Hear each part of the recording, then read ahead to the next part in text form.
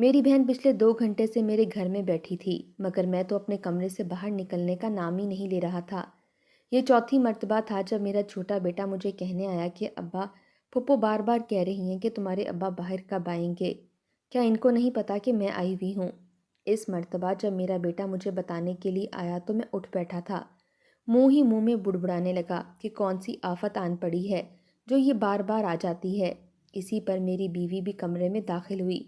कहने लगी कि जाहिरी सी बात है, अपना हक मांगने आई होगी, और तुम्हारी बहन को क्या ज़रूरत पड़ सकती है। जब तक इसका शौहर जिंदा था पलटकर यहाँ पर देखती तक ना थी। कोई परवाह ही नहीं थी कि भाई किस हाल में है। और अब जब शौहर मर गया तो मुंह उठाकर यहाँ चली आ रही है। जाहिरी सी बात है, सारा लालच पैसों का है। और इसे क्या होगा जो 2 घंटों से यहाँ पर बैठी इंतज़ार करेगी। अपनी बीवी की बात पर मैं सर झटक चुका था। मैंने अपने बेटे को कहा था कि वो फुप्पो से कह दे कि अब्बा सो रहे हैं, इन्हें कोई डिस्टर्ब ना करे। वो बाहर सहन में ही बैठी थी। मैंने खुद को एक नज़र आईने में देखा और फिर कमरे से बाहर निकल आया। सहन में ही पीछे चारपाई पर मेरी बहन बैठी थी। इसने सफ़ेद बड़ी सी चादर कंधे पर रखी थी। उंगलियां चटकती हुई शायद मेरा ही इंतज़ार कर रही थी। जैसे ही इसकी नज़र मुझ पर पड़ी, अपने चेहरे पर मुस्कुराहट ले आई और उठ खड़ी हुई। मेरे पास आकर कहने लगी कि भाई आप उठ गए, आपकी तबीयत तो ठीक है। मैं आपके कमरे में आने ही वाली थी, मगर छोटी ने बताया कि आप अभी भी सोए हुए हैं, इसलिए आपको जगाना मुनासिब नहीं लगा। मेरी बहन मुस्कुराकर आगे बढ़ी थी ताकि मेरे बगल गिर हो सके, मगर अगले ही पल मैं इसे दूर से ही हाथ उठाकर कह चुका था कि हाँ हाँ ठीक है, बस रमज़ान है ना, तो दुकान रात देर तक खोलनी पड़ती है। आगे भी आई थी, आपसे मुलाकात ही नहीं हुई। मेरी बहन मेरे करीब आते आते रुक चुकी थी। मैं वहीं सेन में ही बैठ चुका था। वो भी मेरे सामने चारपाई पर बैठी मुझसे मेरी सेहत और बच्चों के बारे में पूछ रही थी, और मैं सरसरी सा जवाब दिए जा रहा था। जानता था कि वो तमहीद पर तमहीद बांधे जा रही है। आखिर में गला खनकार कर कहने लगा कि क्या बात है जवेरिया, किस लिए आई हो? जहाँ मेरे सवाल पर इसने आंखें उठाकर मुझे देखा था, वहीं कहने लगी कि क्यों भाई, क्या एक बहन अपने मैके में अपने भाई के पास नहीं आ सकती? मेरी बहन के सवाल पर मैं फ़ौरन नज़रें फेर चुका था। कहने लगा कि नहीं आ सकती है। अगर तुम जैसी बहन जो शादी के बाद बिल्कुल अपने मैके को भूल ही गई हो, ये भी भूल चुकी हो कि इसके मैके में इसका एक अदद भाई है, बाप है, सब रिश्ता नाता भूल कर सिर्फ अपने ससुराल की होकर रह गई है। अब इसका अचानक से यहाँ पर आकर आए रोज़ चक्कर लगाने का आखिर क्या मकसद हो सकता है? मेरे अल्फाज शायद कुछ ज़्यादा ही सख्त थे। इसकी आंखों से आंसू गिरने लगे थे। कहने लगी कि भाई, आप जानते तो थे मेरे मरहूम शौहर की आदत के बारे में, इसके बावजूद आप ये बात कर रहे हैं। आप ही ने तो कहा था कि मैं अपना घर बसाऊं। मैं तो बस इसी तगोदित में लगी थी कि मेरा घर बसा रहे, और अब जब मेरा शौहर दुनिया में नहीं रहा तो फिर मैं आखिर किसके पास जाऊं, किससे अपने दिल की बात करूं? ज़रा दिल बहलाने को यहाँ पर चली आती हूँ। मेरी बहन की आंखों से आंसू बहने लगे, मगर मेरे जहन में तो बस यही डर था कि कहीं बहन मुझसे हिस्सा ही ना मांग ले। इसी खातिर तो मैं इसके साथ ये सख्त रवैया रख रहा था, ताकि इसके दिल में अगर इस तरह की कोई बात है भी तो वो अपने मुंह से कुछ बोल ही ना सके। मैं इसे वहीं रोता छोड़कर उठा और कहने लगा कि असर की नमाज का वक्त हो चुका है, अब मुझे जाना चाहिए। तुमने बैठना है तो बैठो, वरना घर चली जाओ, अफ्तारी का वक्त हो रहा है, जाकर अपने बच्चों को देखो। मैं ये कहकर घर से निकल चुका था। नमाज पढ़ने के बाद जब वापस घर आया तो मेरी बहन घर में मौजूद नहीं थी। मैंने सुकून का सांस लिया था। इफ्तारी के वक्त खाना खाने के लिए मैं अपनी बीवी और तीनों बच्चों समेत बैठा तो मेरी बीवी कहने लगी कि देख लो हसीब, तुम्हारे अपने भी 3 बच्चे हैं। 2 बेटियों का फ़र्ज तुम पर मौजूद है, और एक बेटा। अगर तुमने अपनी बहन को किसी भी तरह का वरासत का हक दिया तो क्या बचेगा तुम्हारे पास? खबरदार, जो तुमने अपनी बहन को किसी भी तरह की कोई भी उम्मीद लगाई कि तुम इसे इस विरासत से हक दोगे। मेरी बीवी मुझे समझा रही थी और मैं इसकी एक एक बात को सुन और समझ रहा था। मैं जानता था कि मुझे क्या करना है और मेरी बहन किस नीयत से इस घर में आ रही है। इसकी शादी को अब सिर्फ 2 साल ही हुए थे। शादी भी जब अब्बा हयात थे तो इनकी ज़िंदगी में ही कर दी गई थी, मगर इसका शौहर बहुत ही सख्त और जालिम किस्म का निकला था। शादी के बाद से इसने मेरी बहन का मैके आना जाना बिल्कुल बंद कर दिया था। मेरा पहले भी अपनी बहन के साथ कोई ख़ास रिश्ता ना था। हम बस रवायती बहन भाइयों जैसे ही थे। कोई बात हो तो बोल दिया, वरना कभी एक दूसरे के मामलात में दखल अंदाजी नहीं की थी। ہم میں وہ انسیت پائی ہی نہیں جاتی تھی۔ پھر شادی کے بعد جب اس کا شوہر اس پر ظلم کرتا اور کبھی کبھار وہ اپنے شوہر سے اجازت لے کر مہینوں بعد آ بھی جاتی، اس کے چہرے پر نیل اور زخموں کے نشان ہوا کرتے تھے۔ اگر اس سے ابا پوچھا کرتے تو وہ یہی جواب دیتی کہ میرا شوہر مجھے مارتا ہے، بات بات پر نکتہ چینی کرتا ہے اور پیٹتا رہتا ہے۔ اس کے دن اور رات مجھے مارنے پر ہی شروع اور ختم ہوتے ہیں۔ میرے ابا تو بستر مرگ پر پڑے تھے، چل پھر نہیں سکتے تھے۔ مجھ سے کہنے لگے کہ جا کر اپنے بہنوئی سے بات کرو، آخر کیوں وہ تمہاری بہن کے ساتھ اس طرح کا رویہ روا رکھتا ہے۔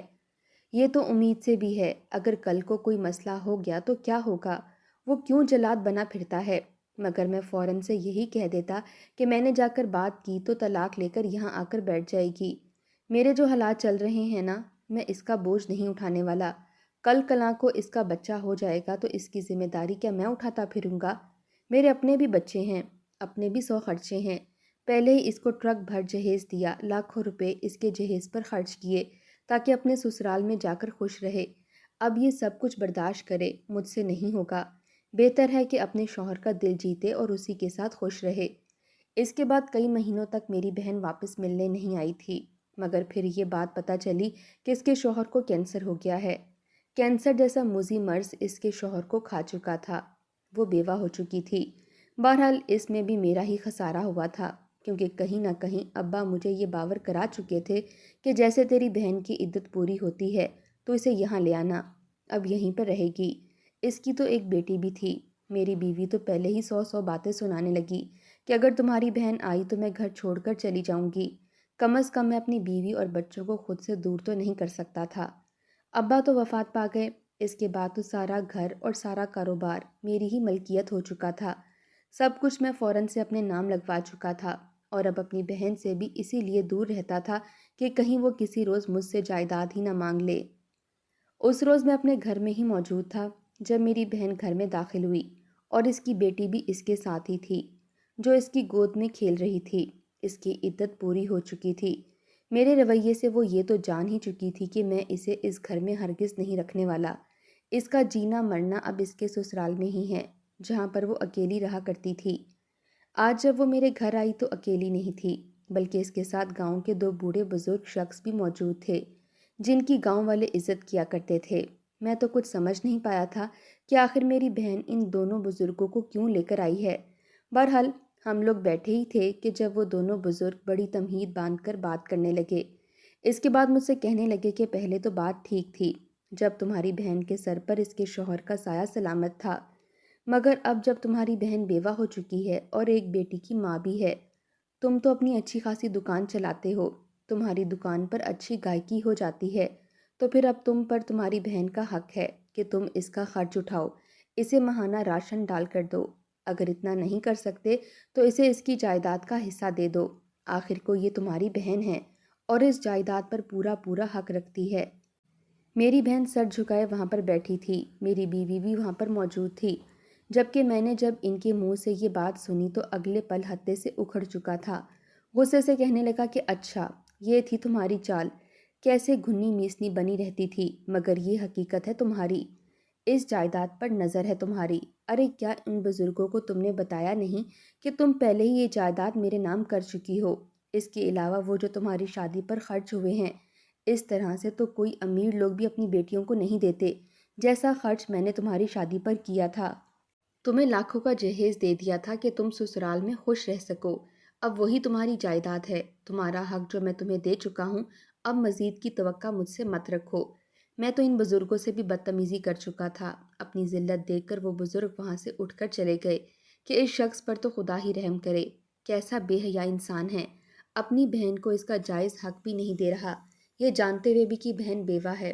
جب ان لوگوں نے میرے بارے میں بات کرنا شروع کی تو میری بہن نے انہیں خاموش کروا دیا، کہنے لگی کہ نہیں کوئی بات نہیں، اگر میرا بھائی مجھے حق نہیں دے رہا تو اللہ تعالیٰ اسے سب کچھ نصیب کرے، میں کسی بھی طرح کی سختی یا فساد نہیں چاہتی، میں تو بس اپنا جائز حق مانگنے آئی تھی، لیکن اگر میرا حق جہیز کی صورت مجھے مل چکا ہے تو میں اسی پر راضی ہوں۔ وہ بزرگ لوگ تو وہاں سے جا چکے تھے۔ گھر سے جانے سے پہلے میری بہن نے ایک مرتبہ پھر مسکرا کر مجھے دیکھا، گویا اسے مجھ سے کوئی شکایت ہی نہ ہو۔ ہاتھ جوڑ کر مجھے کہنے لگی کہ بھیا میری کوئی بات بری لگی ہو تو معاف کر دینا، میرا تمہیں تکلیف دینے کا کوئی مقصد نہیں تھا۔ وہ روتی ہوئی میرے گھر سے نکل گئی تھی، مگر میں اسے ملامتی نظروں سے دیکھتا رہ گیا کہ دوبارہ یہاں پر قدم مت رکھنا، جا کر اپنے سسرال والوں سے حق مانگو، اپنا اور اپنی بیٹی کا۔ آ گئی ہے میکے میں حق جتانے والی منحوس کہیں کی۔ اتنا کہہ کر میں اندر آ چکا تھا۔ مجھے ذرا بھی پرواہ نہیں تھی کہ میری بہن میرے بارے میں کیا سوچتی ہے، بلکہ میں تو اسی بات پر قائم تھا کہ اسے جو میں نے جہیز دیا ہے وہی اس کا حق تھا، اور اب اس جائیداد پر اس کا کوئی حق نہیں ہے۔ اگلے روز میں معمول کے مطابق روزہ رکھنے کے بعد گھر سے نکلا تھا۔ چونکہ رمضان تھا اس لیے میں سحری کرنے کے بعد ہی گھر سے نکل جایا کرتا تھا۔ میری لیڈیز اور جینٹس ریڈی میڈ کپڑوں کی دکان تھی۔ میرے پاس جو مال ہوتا تھا وہ پورے بازار میں کسی کے پاس بھی نہیں تھا۔ اس وجہ سے میری دکان پر ایسے موقعوں پر حد سے زیادہ رش ہوتا تھا اور میرے خوب منافع میں ہی دن گزر رہے تھے۔ میں مین روڈ پر آیا تو یہاں پر معمول سے کچھ زیادہ ہی رش تھا۔ میں اپنے ہی دھیان میں گاڑی کو چلاتا آگے جا رہا تھا کہ تبھی میری بیوی کی کال آ گئی۔ جیسے اس کی کال اٹھا کر موبائل کان سے لگایا کہ تبھی دوسری جانب سے ٹرک آیا۔ میں اپنی گاڑی پر قابو نہ رکھ سکا، وہ ٹرک سیدھا میری گاڑی پر چڑھ دوڑا تھا۔ مجھے تو لگا تھا کہ شاید یہی میرا آخری وقت ہے۔ میری گاڑی اس ٹرک سے ٹکرا چکی تھی۔ مجھے تو لگا تھا شاید میں مر چکا ہوں، مگر کئی روز تک ہسپتال میں بے ہوش رہا تھا۔ جب ہوش آئی تو میری بیوی میرے سرہانے بیٹھی سسک کر رو رہی تھی۔ مجھے ہوش میں آتا دیکھ کر وہ فوراً میرے پاس آئی، کہنے لگی کہ خدا کا شکر ہے آپ کو ہوش آ گئی، آپ پچھلے 3 روز سے بے ہوش ہیں۔ ڈاکٹر کا کہنا تھا کہ اگر 24 گھنٹے تک مزید ہوش نہ آئی تو آپ کومے میں بھی جا سکتے ہیں۔ میں نے شکر کے کلمات ادا کیے تھے کہ میں زندہ ہوں۔ میری بہن بھی وہیں پر موجود تھی۔ رو رو کر اس کی آنکھیں بالکل سرخ لال ہو چکی تھیں۔ مجھے صحیح سلامت دیکھ کر وہ میرے پاس آئی اور میرے ہاتھوں کو چوم کر کہنے لگی کہ خدا کا لاکھ لاکھ شکر ہے بھائی، آپ کو ہوش آ گیا۔ میں نے کتنی منتیں مانگ رکھی تھیں، اب میں گھر جا کر وہ تمام تر نوافل پڑھوں گی جو آپ کی صحت یابی کے لیے میں نے مان رکھے تھے۔ میری بہن رو رو کر مجھ سے یہ کہہ رہی تھی، مگر مجھے اپنا وجود بالکل سن محسوس ہو رہا تھا۔ ایسے لگ رہا تھا جیسے میرے جسم میں بالکل جان ہی باقی نہ رہی ہو۔ پہلے تو لگا کہ شاید دوائیوں کی وجہ سے یہ سب کچھ ہو رہا ہے، مگر جب میں نے اٹھ کر بیٹھنا چاہا اور اپنی ٹانگوں کو حرکت دینا چاہا تو میرے تو جیسے ہوش ہی فنا ہو چکے تھے۔ اصل دھچکا تو مجھے تب لگا تھا کیونکہ میری دونوں ٹانگیں میرے ساتھ موجود ہوتے ہوئے بھی مجھے محسوس نہیں ہو رہی تھیں۔ میں ان کو ہلانا چاہتا تھا مگر وہ ہل نہیں پا رہی تھیں۔ میں بکھلائے ہوئے انداز میں اپنی بیوی سے کہنے لگا کہ میری ٹانگیں حرکت کیوں نہیں کر رہی؟ ایسے لگ رہا ہے جیسے ان پر منو بھاری وزن رکھ دیا گیا ہو۔ اتنا سننا تھا کہ وہ پھوٹ پھوٹ کر رونے لگی، کہنے لگی کہ اس حادثے میں تم زندہ تو بچ گئے ہو مگر تمہاری دونوں ٹانگیں ٹوٹ چکی ہیں۔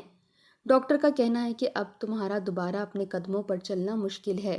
یہ الفاظ تھے یا پگھلا ہوا سیسا۔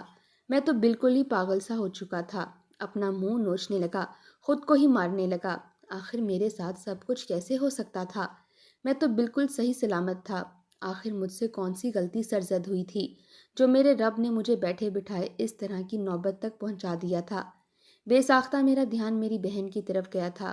ہاں، میری بہن ہی تھی جس کے ساتھ میں نے ناانصافی کی تھی، اور وہ چپ چاپ خاموشی سے مجھے ہی دعائیں دیتی گھر سے چلی گئی۔ وہ تو کچھ نہ بولی تھی، البتہ میرے رب نے انصاف کر دیا تھا۔ میں تو شرمندگی سے پھوٹ پھوٹ کر رونے لگا۔ گھر آ چکا تھا۔ میری بہن اگلے روز جب میرے گھر میں میری عیادت کے لیے آئی تو میری بیوی نے اسے دھکے مار کر نکال دیا تھا کہ تیری ہی کالی نظر کی وجہ سے میرے شوہر کی یہ حالت ہوئی ہے۔ تو ہی تھی جو میرے شوہر کو بد دعائیں دے کر گئی تھی کیونکہ اس نے تجھے حصہ نہیں دیا۔ تیری بد دعاؤں کی وجہ سے میرا شوہر آج اس نوبت کو پہنچا ہے۔ بہتر ہے کہ میری نظروں سے دور چلی جا، ورنہ تیرا وہ حشر کروں گی کہ تو کسی کے آگے منہ دکھانے کے قابل نہیں رہے گی۔ میری بہن ایک مرتبہ پھر روتے ہوئے گھر سے جا چکی تھی۔ میری بیوی ایک مرتبہ پھر میرا دماغ بھرنے کی کوشش کر رہی تھی کہ یہ سب کچھ اسی کی وجہ سے ہوا ہے، میں اس کو اب اپنے گھر میں داخل نہیں ہونے دوں گی۔ میں تو اپنے ہی ڈپریشن کا شکار تھا، کچھ بول ہی نہ پایا۔ میں اپنی دونوں ٹانگوں کو حرکت دینے کی کوشش کرتا مگر وہ تو جیسے میرے ساتھ موجود ہی نہ رہی تھیں۔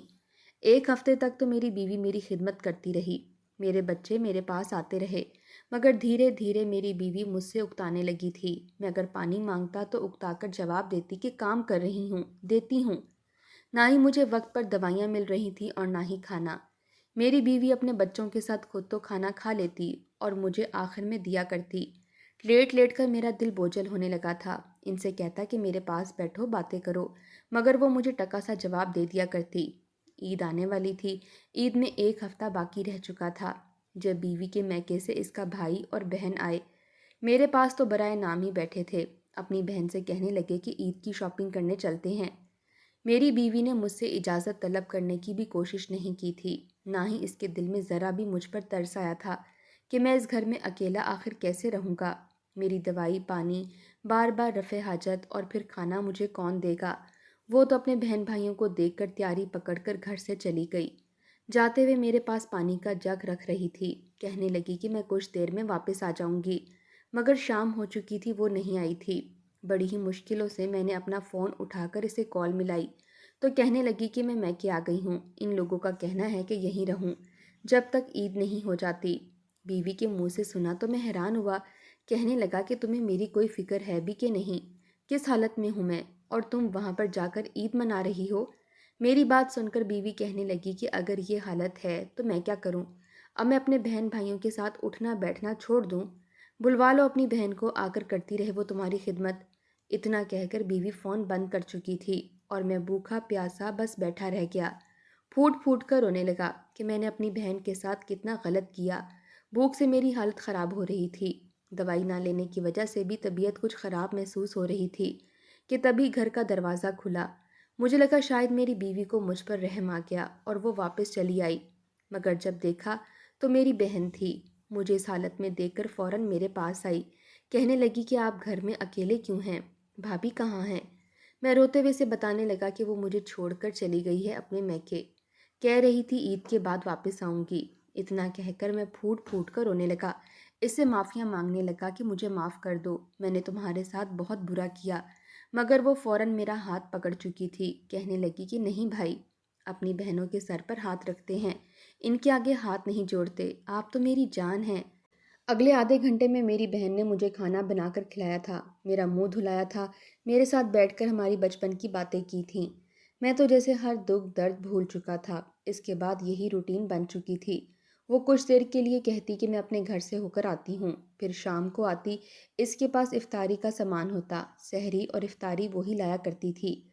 मेरे पास तो इतने पैसे भी नहीं बचे थे जो घर में राशन ही डलवा सकता, क्योंकि सब कुछ मेरी बीवी अपने साथ ले जा चुकी थी और दुकान भी कई रोज़ से बिल्कुल बंद हो चुकी थी। एक रोज़ पड़ोस की औरत मेरे पास बीमार पुरसी के लिए आई, जो कि मेरी बहन की दोस्त थी। जब मैंने इसके सामने रोते हुए बताया कि मेरी बहन मेरा ख्याल रखती है, रोज़ सहर इफ्तार लेकर आती है, अपने हाथों से मुझे खिलाती है, तो वो गहरे सांस खारिज करके बोली कि मियाँ कभी सोचा भी है कि तुम्हारी बहन इन सब के लिए पैसे कहाँ से लाती है। एक वक्त था जब वो तुमसे पैसे मांगने आई थी, मगर तुमने इसे निकाल दिया था कि अपनी बहन से पूछने की कोशिश की कि वो ये सब कुछ कहाँ से ला रही है।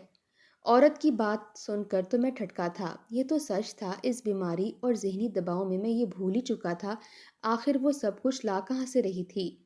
मेरी बहन उस वक्त भी अपने घर में ही मौजूद थी। मैंने उस खातून और उसके शौहर से कहा कि तुम लोग मुझे मेरी बहन के घर ले जाओ। कहीं मेरी वजह से 2 वक्त मुझे खाना खिलाने के लिए वो किसी मुसीबत से तो दुचार नहीं हो रही। मुझे व्हील चेयर पर बिठाया गया और मेरी बहन के घर ले जाया गया। जैसे ही घर का दरवाज़ा खुला तो अगले ही पल मैं गोया घबरा चुका था। मेरी बहन सेहन में चटाई बिछाकर बैठी थी। इसने अपने पास सिलाई मशीन रखी थी और बिल्कुल किसी मशीन की तरह कपड़े सिलाई किए जा रही थी। इसी के साथ ही मोहल्ले के कई बच्चे इसके पास बैठे कुरान पाक पढ़ रहे थे। मुझे वहाँ देखकर वो थोड़ी हड़बड़ाई थी। कितनी खुददार थी मेरी बहन। इसने तो सिर्फ मुझसे हक मांगा था जो मैंने इसे अता ना किया। इसके बावजूद जब मैं इसका मोहताज हुआ तो इसने मुझसे 1 रुपया तक नहीं लिया था, बल्कि खुद मेहनत करके कमा रही थी और उन पैसों से मुझे 2 वक्त का खाना खिला रही थी। मैं अपनी बहन के आगे हाथ जोड़कर रोने लगा। कहने लगा कि तुम्हें ये सब कुछ करने की ज़रूरत नहीं है, मेरा सब कुछ आज से तुम्हारा ही है। इसके बाद न जाने मेरे दिल में क्या ख्याल आया कि मैंने अगले ही रोज़ वकील को बुलवाकर अपने कपड़े की दुकान अपनी बहन के नाम कर दी। दुकान पर मैंने मुलाजिम रख लिए। जो भी मुनाफा आता सबसे पहले मैं अपनी बहन को इसका हिस्सा देता और फिर खुद अपने घर लाता। मेरी बीवी इस पर खूब चीखी थी, चिल्लाई थी, मगर मैंने इसे साफ लफ्ज़ों में कह दिया कि इस घर में सिर्फ मेरे बच्चे ही आएंगे। तुम अब अपने मैके में अपने बहन भाइयों के पास ही रहोगी। सच ही कहा था किसी ने कि अपनों का अंदाज़ा मुश्किल वक्त में ही लगाया जा सकता है। کون کتنا سگا ہے یہ صرف مصیبت سے دوچار ہونے کے بعد ہی معلوم ہوتا ہے۔